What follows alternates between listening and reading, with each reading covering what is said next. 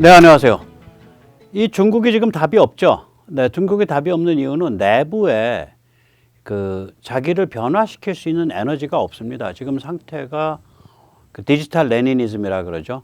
워낙 지독한 이 세뇌, 감시, 통제, 처벌 시스템이 꽉 짜여져 있어가지고 저기는 그러니까 분열되지도 못하고 또 민주화되지도 못하고 그런 상태에서 장기 침체로 들어가는 것 같습니다.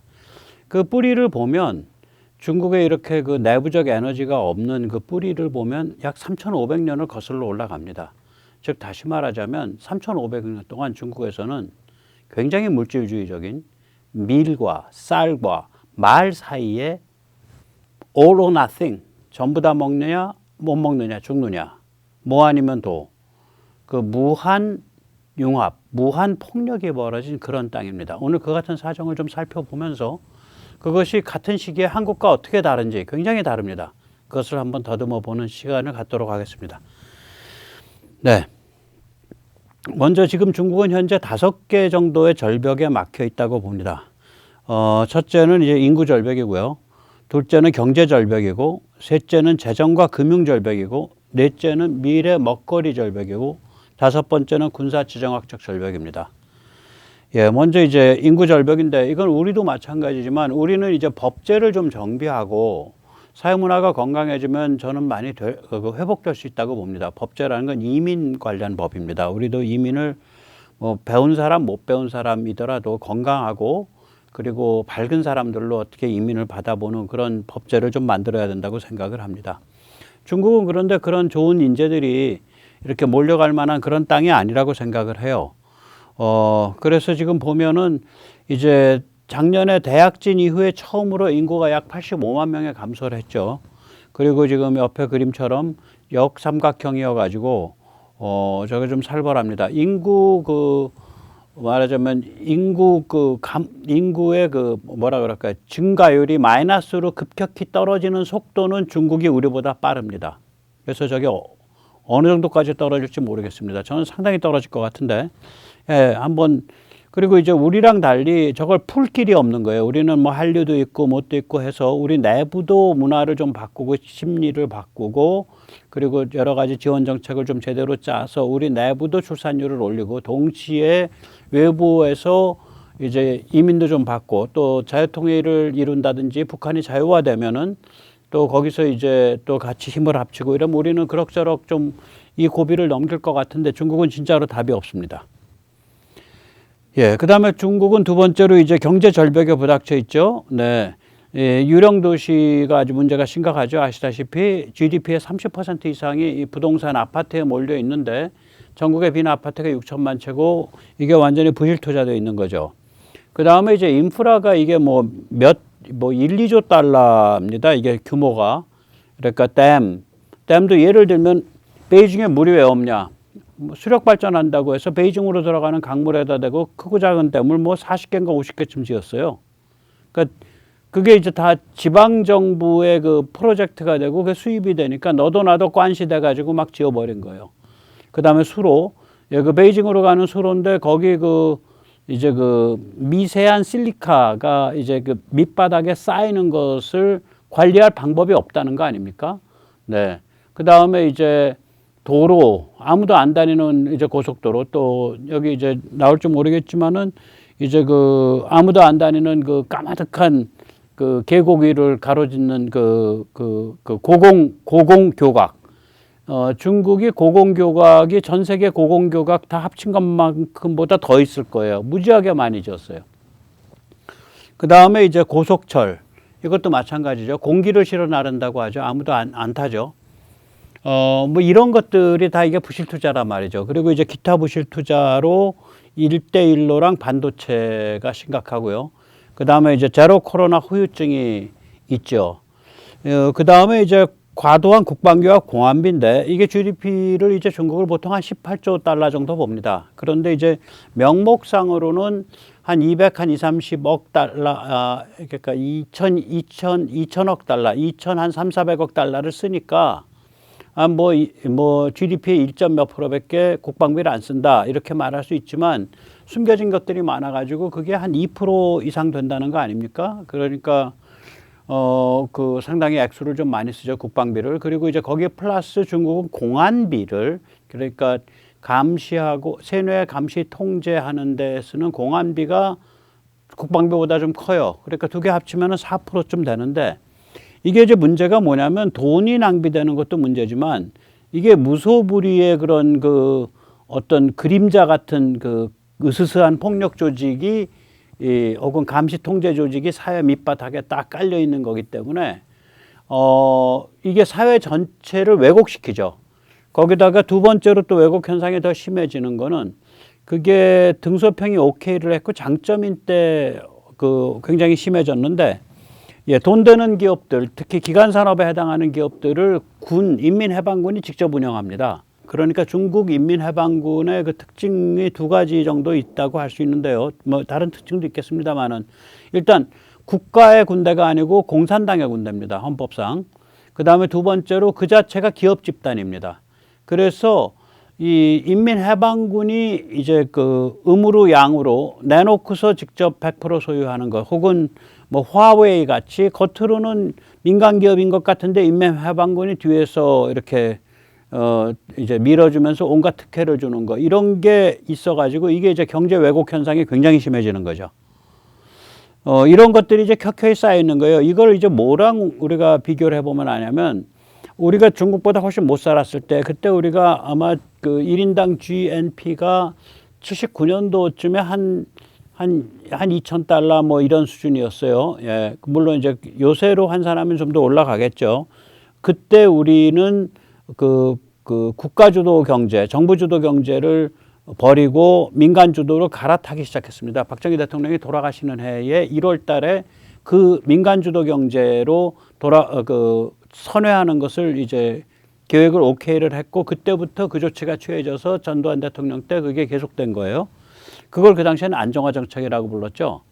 근데 얘들은 그 당시 우리보다 훨씬 잘 사는데, 그 GDP 구조가 훨씬 높은데, 전체적으로 뭐 잘 살지 않지만 GDP 구조가 일단 높죠. GDP 전체 총량이. 근데 빈부격차가 심하니까 뭐 문제는 많은 거고, 그런 상태에서 여전히 이렇게 무지막지한 정부 주도라니까 이게 이제 여기저기 볼록볼록 튀어나오면서 이제 병들고 왜곡되는 그런 게 이제 켜켜이 쌓여 있는 거예요. 그래서 이게 좀 답이 없어요, 지금 상태가. 그 다음에 이제 재정과 금융의 왜곡인데요. 이 오른쪽 다이어그램을 보면 이게 재밌어요. 이게 옛날 다이어그램인데 요새도 뭐 저 정도일 거라고요. 이 LGFV라는 게 뭐냐면은 Local Government Financing Vehicle이라 그래가지고 지방정부가 우회부채를 만들기 위해서 만든 특수법인이에요. 예를 들어서 지방정부가 이제 주요 수입이 땅을 매각하는 건데, 땅이 매각이 잘 안 되면 법인을 하나 만들어서 그 법인이 땅을 사도록 만들고 땅 사는 대금을 은행에서 빌리도록 만들어요. 그러면 지방정부 부채로는 안 드러나죠. 이 중국의 기업 부채를 보면 이 지방정부의 그 우회 수단으로 사용하는 LGFB가 중국 전체 기업 부채의 43%. 그 다음에 Central State Owned Enterprise, 그래서 CSOE, 중앙정부가 가지고 있는 중앙정부 국영기업의 거기서 이제 전체 기업 부채의 27%.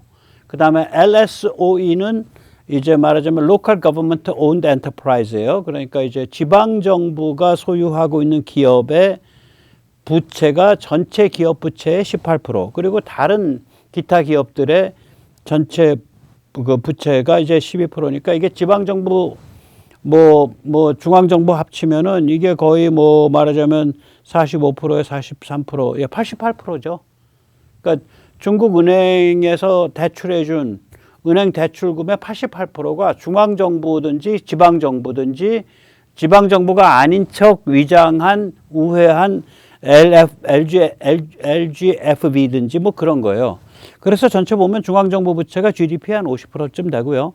지방정부 부채가 GDP 한 33%인데 이게 이제 상환이 바로 코앞에 닥쳐 있어요, 대부분이. 그 다음에 이제 지방정부 우회 부채, 아까 말한 LGFB가 이게 GDP의 50%쯤 되고요. 국영 제조업체가 GDP의 74%. 이게 이제 국영 제조업체라 그랬을 때 인민해방군 소유가 이게 국영 제조업체에 들어가는지 그건 잘 모르겠어요. 그다음에 국영 3대장 은행, 국영은행 중에 제일 큰 거 개발은행, 농업발전은행, 수출입은행 그게 GDP의 24%. 그럼 총합 GDP의 약 225%인데 이거보다 좀 더 될 겁니다. 그래서 실제로 국가 부채율이 지방정부, 중앙정부 다 합친 국가 부채율이 일본의 부채율만큼 올라간다는 거 아니에요? 그 다음에 이제 요새 이제 급속히 악화되고 있는데 지방정부 재정의 이 절반쯤이 그 대지 사용권, 토지 사용권 매각으로 돼 있거든요. 토지 매각 대금으로. 그런데 이제 부동산 경기 침체로 지방정부가 이제 막다른 길에 들어서서 이게 지금 굉장히 큰 문제예요. 지방정부 재정이 빵꾸가 나 있는 게. 이게 뭐 월급도 막 밀리고 이제 그 서비스가 막 끊기고 요새 이제 그 이런 보도 보시면은 이제 그 뭐 영하 체감 온도 40도 뭐 영하 30도인데 그 난방이 안 들어온다. 왜 그러냐? 예, 저기 뭐야 그 지방 정부가 난방가스 보조금을 지불했었는데 지방 정부가 돈이 딸려서 그 보조금을 지불하지 않으니까 가스 회사가 난방가스를 안 집어넣어 주는 거예요. 이제 그런 일들이 이제 계속 있는 거죠. 그래서 이러한 재정위기가 이게 금융위기 가능성을 높이고 있는 거 아니냐 이런 얘기들을 많이 합니다. 그 다음에 이제 작년에 10월, 11월, 12월 3개월 연속 수출 감소인데 중국이 무시무시한 이 수출 기계이기 때문에 그럼에도 불구하고 2022년 전체로 보면 무역수지 흑자가 굉장히 많이 늘어나서 약 9천억 달러에 해당하는 그런 무역수지 흑자가 있었습니다. 그리고 이제 중국이 또 절벽에 부닥친 거 이제 미래 먹거리죠. 이제 이건 두 측면에서 나타나는데요. 이제 세계 제조업 분업 체계의 구조 조정이 지금 진행 중이죠. 그러니까 중국에 있던 기업들이 인도, 동남아, 방글라데시, 중남미로 다 빠져나가는 그런 추세인 거죠. 그리고 이제 미국에 의해서 첨단 기술 부품 제한이 있죠. 반도체나 배터리 같은 거. 한국이 참 중국 입장에서 보면 약이 오르는 나라인 게 한국은 디커플링을 실현하는 대체국가. 그러니까 예를 들면 동남아에 공장 짓는다, 인도에 공장 짓는다, 방글라데시에 공장 짓는다. 그거 제일 열심히 하고 다니는 나라죠. 그 다음에 두 번째는 또 한국은 이 미래 먹거리, 반도체와 배터리 이거에 있어서는 뭐 자타공인 세계 뭐 최강 국가로 꼽히니까.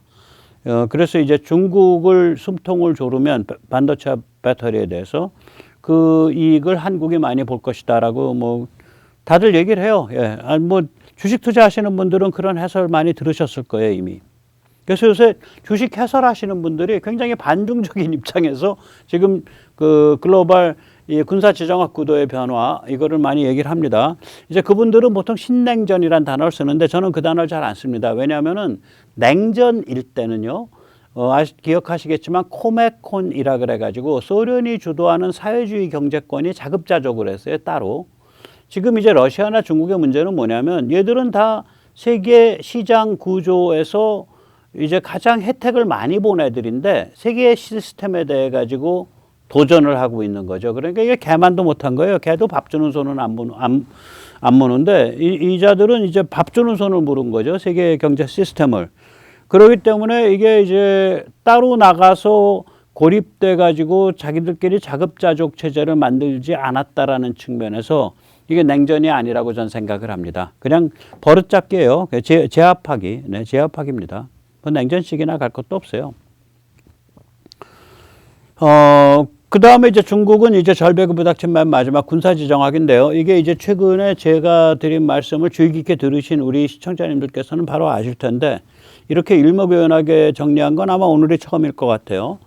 예, 이게 이제 1번 명제가 뭐냐면 한국을 사전 처리하거나 장악하지 않으면 대만 혹은 동중국해 혹은 남중국해를 도모할 수가 없다. 이게 왜 그러냐면 대만이나 남중국, 동중국해에서 군사 도발을 일으켰을 때 주한미군의 한 절반쯤이 한국을 베이스로 해서 옆구리를 치고 들어간다고요. 그러니까 그 좌빨들은 또 이런 멋있는 얘기 하죠. 아니 그 대만과 동중국해에서 미중 충돌이 일어났는데 왜 우리 땅에 있는 주한미군이 움직입니까? 말이 안 되는 소리죠.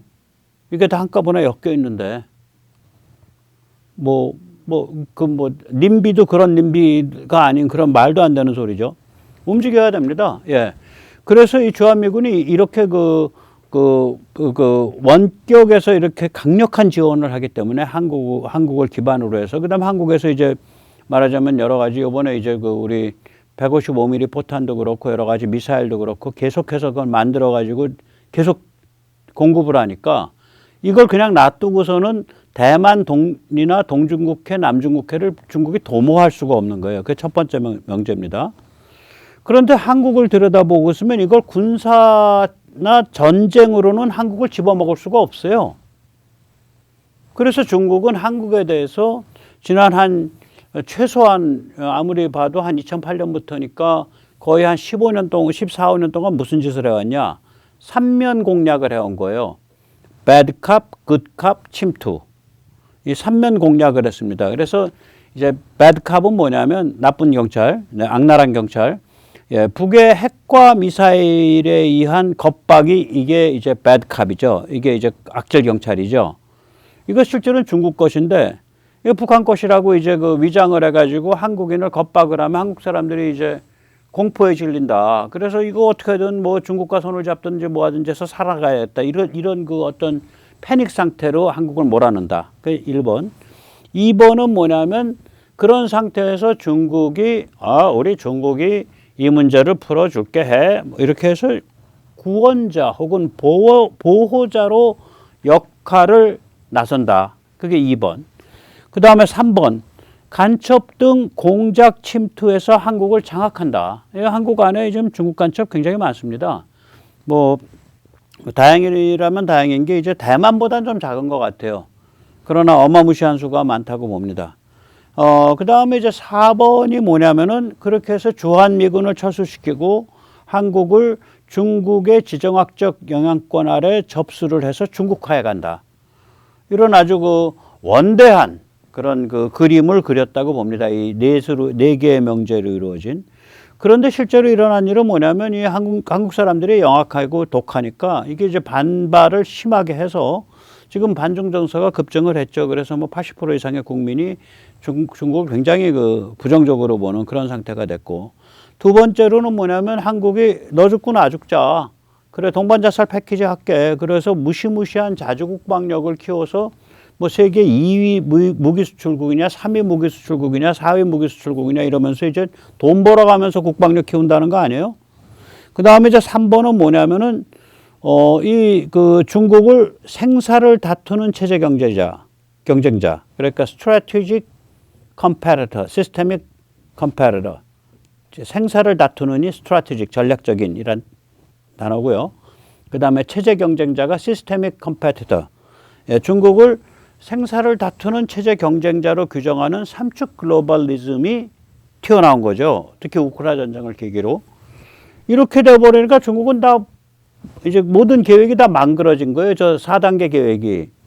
망그러지는데 이게 계획을 처음부터 다른 계획을 했었으면은 괜찮은데 일하다가 망그러졌으면 이제 그거 이제 동 싸놓은 거 동 치워야 되잖아요. 수습해야 되잖아요. 실패한 잔해들을. 이 수습도 불가능한 상태예요. 폭망한 겁니다. 중국은 한국 때문에 이 군사지정학 구도가 폭망해 버렸어요.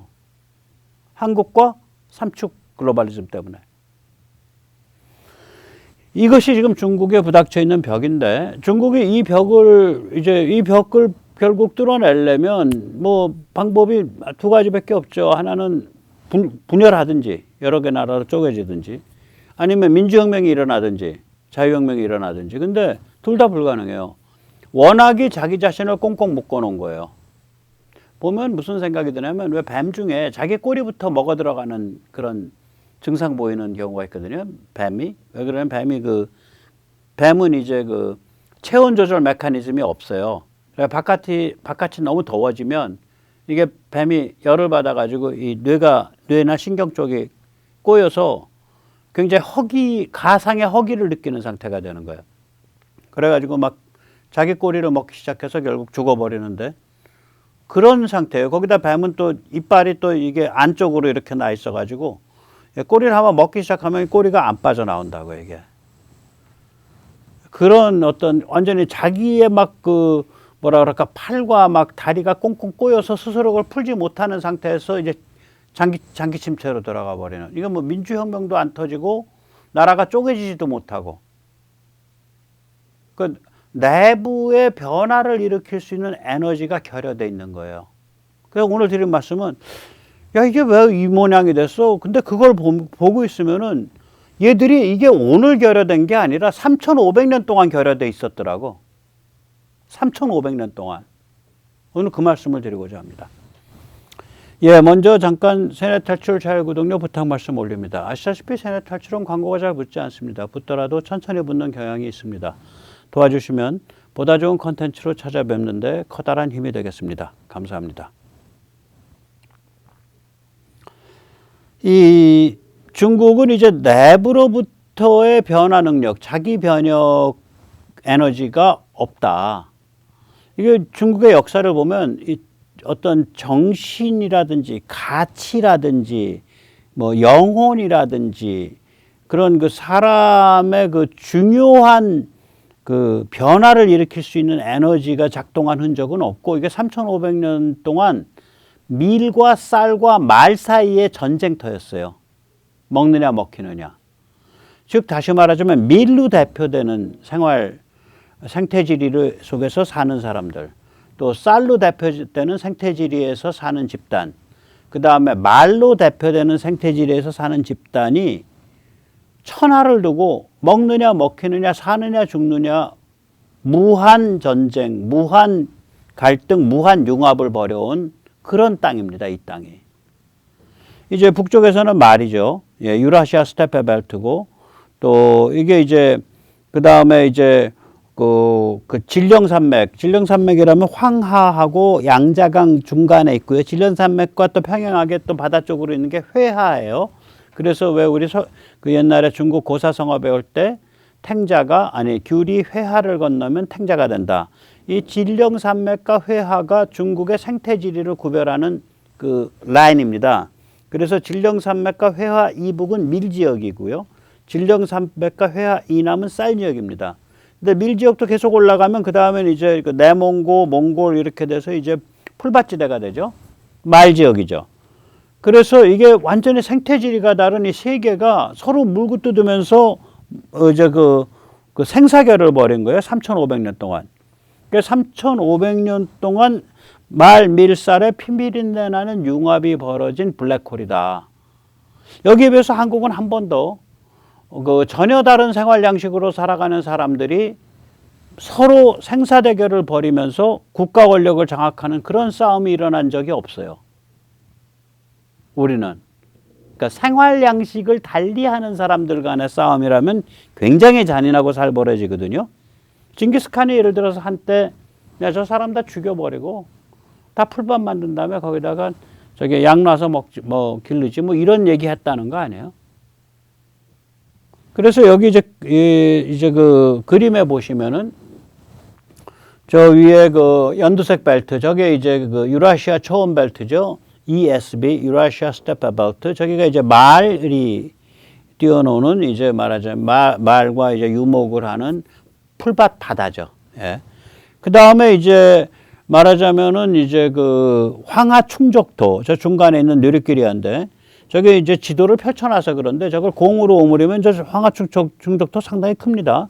예. 세계에서 가장 기름진 땅 중에 하나죠. 거기는 가도 끝없는 밀바다죠. 밀밭 바다. 그 다음에 저 아래쪽에 뭐 이제 그 좀 얼룩덜룩하게 이제 그 연두색 계열로 있는 거. 네. 그게 이제 그 양자강 언저리부터 되어 있는 이제 그 쌀농사 지역입니다. 그 만주 쪽은 지금 녹색으로 해놨는데요. 저기는 그 요새는 예를 들어서 해유릉장이 그러니까 흑룡강성 해유릉장이 굉장히 중요한 쌀농사 지역인데 거기 쌀농사 노하우 누가 줬냐? 종자랑 한반도에서 건너갔어요. 주로 일제 때. 그 예를 들어서 길림성 흑룡강성의 쌀농사는 한국 노하우예요. 그게 기본이. 그 추운 데서 쌀농사 짓는 노하우가. 그럼 그전에는 뭐냐? 숲이나 강에서 채집하거나 아니면은 밀을 좀 기르거나 콩을 기른 그게 이제 여진족의 생활 방식이거든요. 또 고구려의 생활 방식이고. 이제 그런 거죠. 밀과 콩 농경을 중심으로 하되, 수렵이나 어로도 하고 또 말도 좀 타고 뭐 그런 생활 방식이거든요. 저게. 저긴 좀 달라요. 만주 쪽은. 그래서 이렇게 구별되는 거죠. 중국은 그래서 3,500년 전부터 말과 밀과 쌀이 어우러져서 이렇게 힘을 겨룬 그런 공간이에요, 저기가. 그래서 그 얘기를 좀 더 하겠습니다. 예, 먼저 이제 중국에 제일 먼저 나온 고대 제국은 이제 상 혹은 은 같은 나라죠. 예, 상이죠. 예, 여기 이제 밀제국입니다. 그 상에 앉았던 자리를 보면 딱 밀이 나는 자리예요. 그러니까 이제 지금 허난성, 하남성, 또 산둥 일부, 그 다음에 저쪽 북쪽으로는 허베이, 저쪽으로 가면은 이제 섬서 일부 요렇게 앉아 있어요. 그게 이제 기본적으로 황하충족토랑 관계가 있고 밀의 집산지죠. 예, 그게 이제 기본적으로 보면 근데 이제 생매장과 인신공양에 찌든 아주 으스스한 고대 밀제국입니다. 이게 이제 거북 등딱지에다가 글자 이제 새겨서 불에 던져 놓은 다음에 등딱지가 이제 갈라지는 모양을 보고 점을 쳤죠. 그리고 이제 점발을 좋게 만든답시고 한 번에 이제 수백 명씩 사람 목을 자르는 인신공양을 바쳤어요. 그걸 어떻게 하냐? 저 점 치는 구절에 나와요. 모월 모일에 무슨 문제에 관해서 귀신님의 가르침을 얻고자 못난 인간들 목을 뭐 한 300개 잘라서 같이 바치오니 흠양하시옵고 정확한 점괘를 내려주시옵소서 이런 식으로 써 있어요, 저기에. 살벌하다고요. 그 다음에 이제 집 뒤에 이제 벌판에다가 집에서 멀지 않은 곳에 조상묘를 쓰는 습관이 있었는데, 거기 이제 제사를 올리러 갈 때는 이제 좀 잘 사는 사람들은 이제 노예를 이제 굴비 엮듯이 엮어서 가져가서 이제 하나씩 끌어다가 이제 목을 잘라가지고 이제 묘 앞에서 이제 인신공양을 하는 거죠. 예. 말하자면 조상이 이제 숨졌을 때 이제 생매장에서 순장시켰잖아요. 그거 가지고는 이제 부족하다 이거지. 그건 그때 이제 돌아가셨을 때 바친 거고, 이제 1년에 한두 번 올 때는 또 이제 팔팔한 또 인신공양으로 또 바쳐드려야 된다. 그러면 이제 거기 이제 이제 머리통하고 이제 몸통 굴러다닐 거 아니에요. 그건 뭐 그냥 대충 그냥 그 근처에다 그냥 놓고 그냥 흙을 덮는 동 마는 동 하고, 근데 그 집 뒷뜰이야 거의. 아주 으스스한 문화예요, 저기가. 뭐 그랬던 거죠. 네. 그게 이제 한 2000년 전쯤에 이제 3000년 전쯤에 이제 한 500년 지나서 이제 주나라로 바뀌죠.